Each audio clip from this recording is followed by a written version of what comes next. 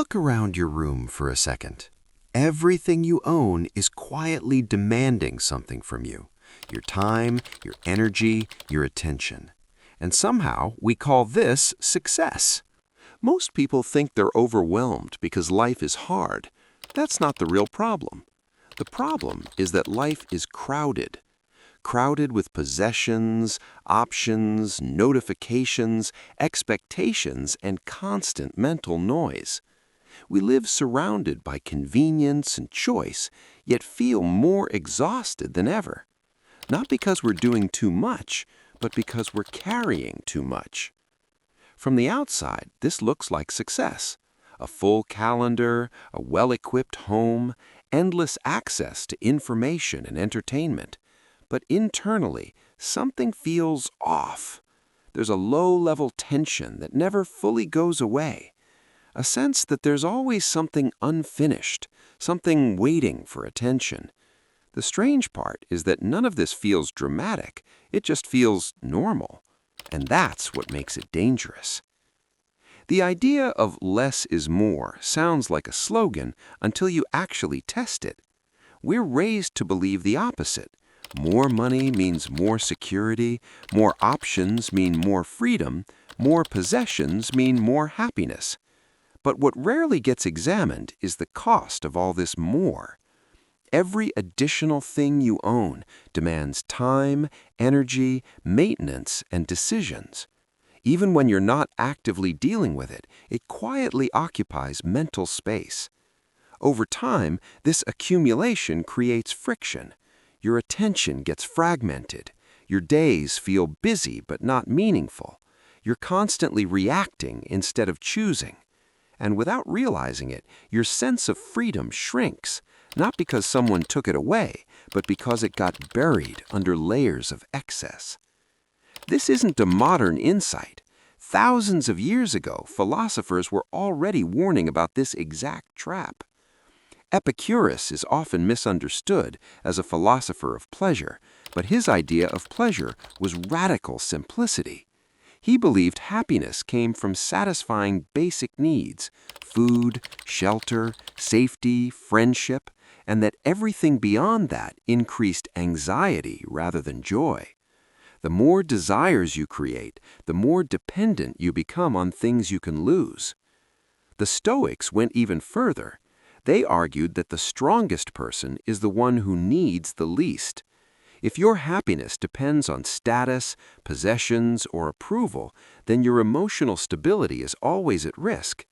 But if you reduce your dependence on external things, you gain something far more valuable: inner freedom. Simplicity to them wasn't about deprivation, it was about resilience. Buddhism reached a similar conclusion from a different direction. After experiencing both extreme luxury and extreme deprivation, the Buddha rejected both paths.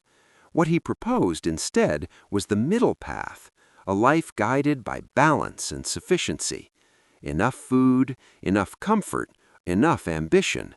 The moment enough turns into more, peace begins to erode, not instantly, but gradually, quietly, almost invisibly.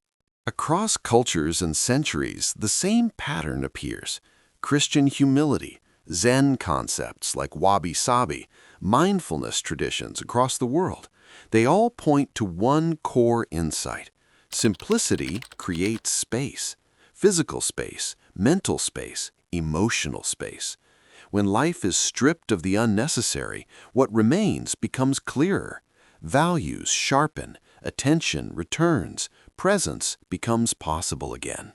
In the modern world, this philosophy has resurfaced as minimalism. But minimalism isn't about empty rooms or owning nothing. It's about intentional subtraction, about removing what distracts so you can focus on what actually matters. At first, this feels uncomfortable because we've been conditioned to associate accumulation with progress. Letting go can feel like falling behind. But once the excess is gone, something unexpected happens: relief. Our possessions promise convenience and happiness, but they often deliver stress instead. They need to be cleaned, organized, upgraded, insured, repaired, and worried about. Even choosing between them drains energy. Psychologists have shown that clutter doesn't just take up physical space, it competes for mental attention. A cluttered environment constantly reminds your brain that there's something you should be doing. A simpler environment signals safety, rest, and completion. And this overload doesn't just stop with physical objects, it extends to schedules, social obligations, messages, notifications, and the pressure to keep up. We're afraid of missing out on opportunities, trends, experiences, conversations. But there's another side to that fear. The joy of missing out, the quiet relief of not attending everything, of not responding immediately, of choosing depth over noise. A simpler life is often mistaken for a smaller life. In reality, it's a more focused one. When you do less, you feel more. When you own less, you notice more. Time feels slower.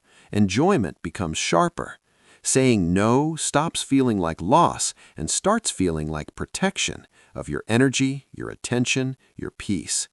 In the end, less is more isn't about denial, it's about alignment.